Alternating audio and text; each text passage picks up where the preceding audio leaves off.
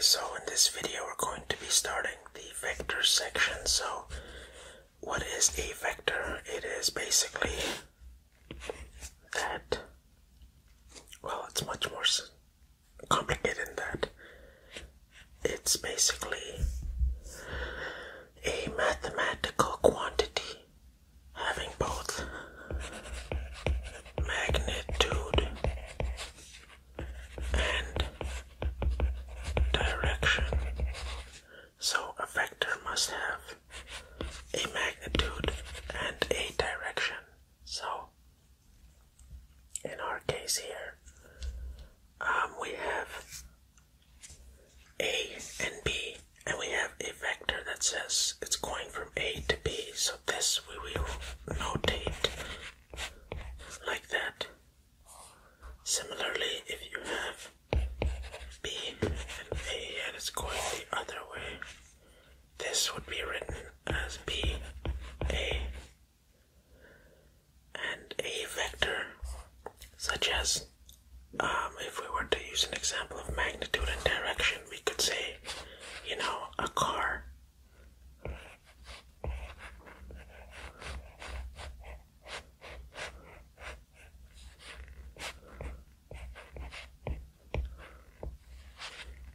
Going,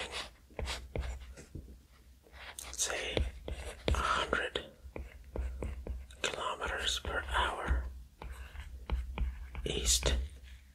In this case, this is the magnitude and that is the direction. So we are going to use before we begin using magnitudes, we need to learn everything about them. So let's go over some simple rules. So if this vector A to B here, and let's label it V, if that is V, then the same, let's say you have the same line going the exact opposite direction. This is negative V. So the magnitudes of these are the same, but their directions are opposite. So what else can we learn about these? Let's say, let's pretend these two lines are parallel. So we have A to B and C to D. So we have one of them is AB. We could actually say that AB and CD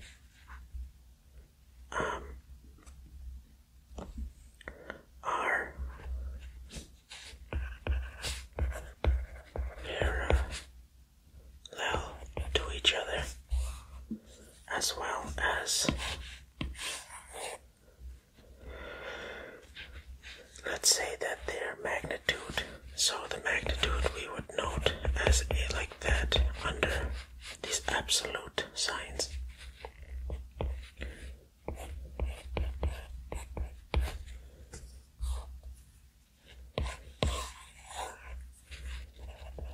Same magnitude. So if they are parallel and they have the same magnitude, then we can say that AB is equal to CD. So vectors are only equal to each other if and only if they're parallel and they have the same magnitude. Remember that. Now let's go into some actual, let's mess around with this. So let's say you have one vector A, C, and you have another one A, B, and let's say there's an angle between these two, and lowercase a dictates the magnitude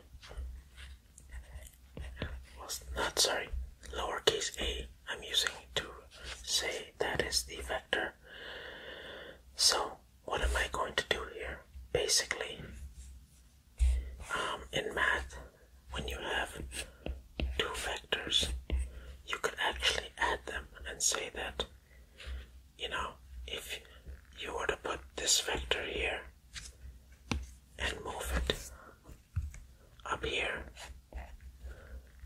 that is your sum of these two vectors. So if this is 1, that's 2, this is 1 plus 2. And that brings us to the parallelogram law, stating that if you have this, then A and B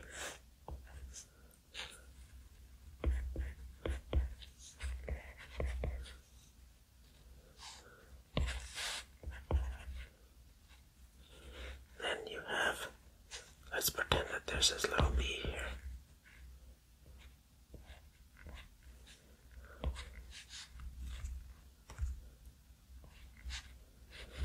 Or let's say there's this little A here.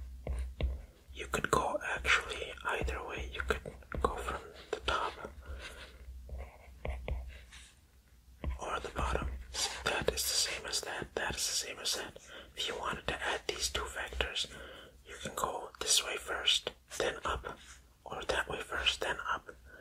But basically, you'd get to this part here. Let's pretend it's a perfect parallelogram. This would be A plus B. And that angle here that we had, theta, this is obviously 180 minus theta, because 180 is that, so the angle of that is theta, and this is going to be 180 minus theta in the parallelogram. This angle is the same as that angle, and that's why we have that. So we can actually write out A plus B is equal to the vector AB plus B to D, which is from here to there, equal to a new vector A to D, which is that middle one there. So what else can we do? We can do vectors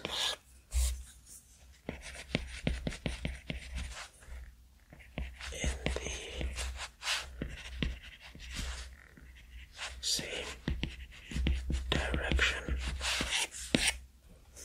When you have two vectors, say they're both going just straight that way, say F1 and F2, then you have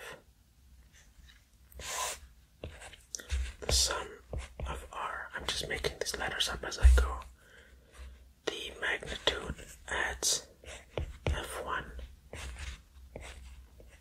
plus F2 is equal to the magnitude of, and the direction stays the same.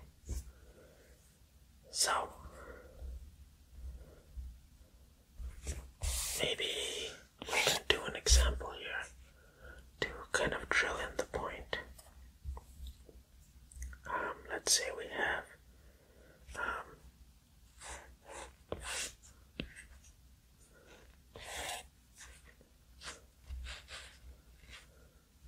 that's kind of long.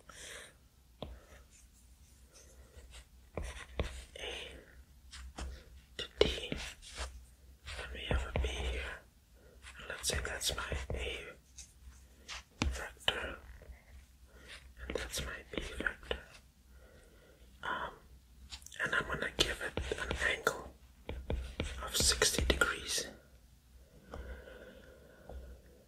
So let's say that the magnitude here is 3, and the magnitude here is 2. Now I want you to find out what is A plus B.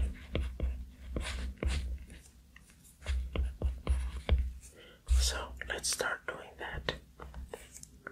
So remember our parallelogram law. We're going to,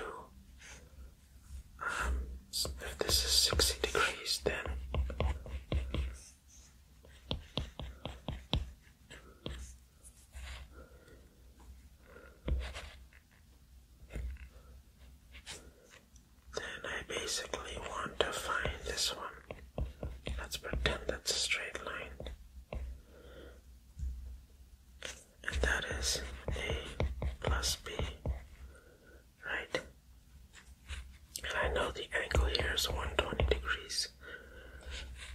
it's the same as B, which is there, and this is A, which is the same as that. So we know that A is 3 and B is 2. So when we use the parallelogram, we could basically use the cosine law. If you remember, we have, like if we were to redraw this, we basically have this side and that side, the angle of 120.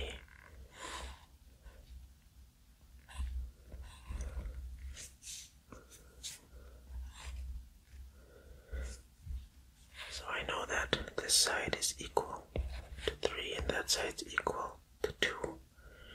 And I want to find that out, right?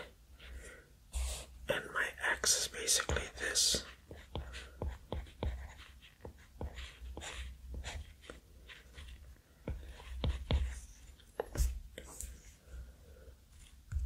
Well, you should write out the cosine law in case you forgot.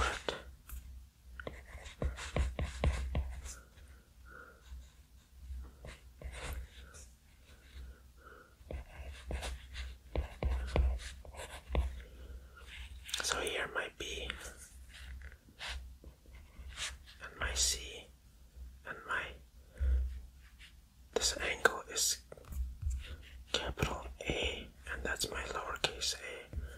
So when I put this in, I'm going to get x squared equals, say, 3 squared plus 2 squared minus 2 times 3 times 2 times cos of 120.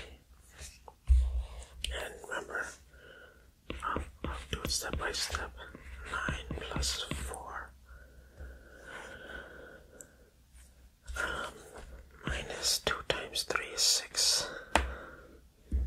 2 times 3 is 6. 6 times 2 is 12. Cos of 120 is negative 1 over 2. You should be able to do that in your head. If you remember, I did a video on how to quickly find those special angles.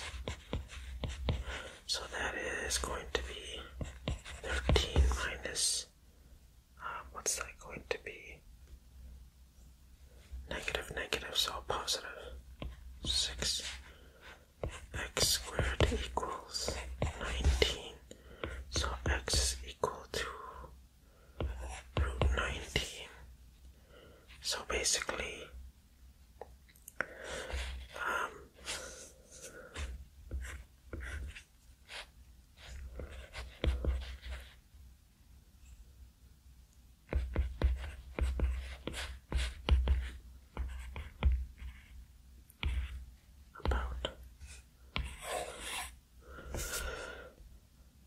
so that is how we add vectors. Similarly, if you had, say, a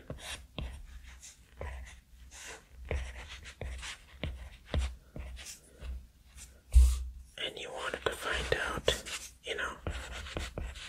minus. So instead of adding, now we're subtracting. What we actually do is just take this up here and convert it into this A. Let me write it below here.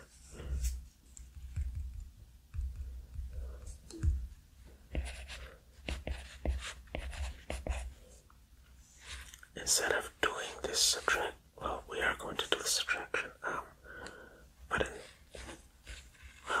in simple terms, we just turn this B into a negative B, and now we just add like that,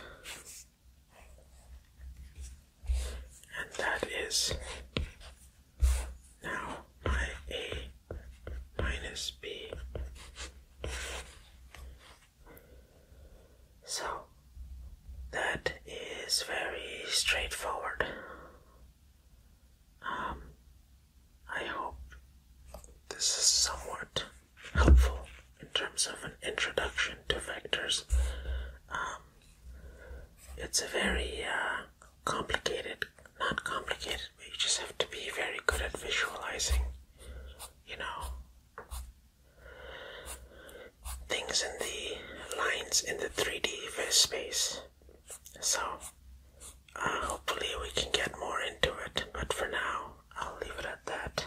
And yeah, that's all for this video.